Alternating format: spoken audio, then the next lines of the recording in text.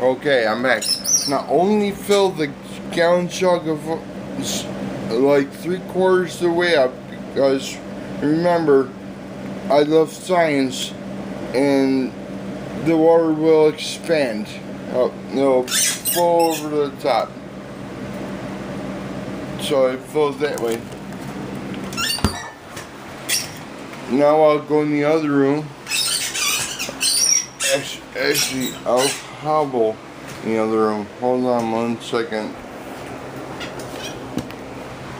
Yeah, you could really feel it. Oh, come on. Yeah, here in the living room, you really feel it. And it was pretty cool. Ugh. Yeah, I can hardly hear it. Well, that's it.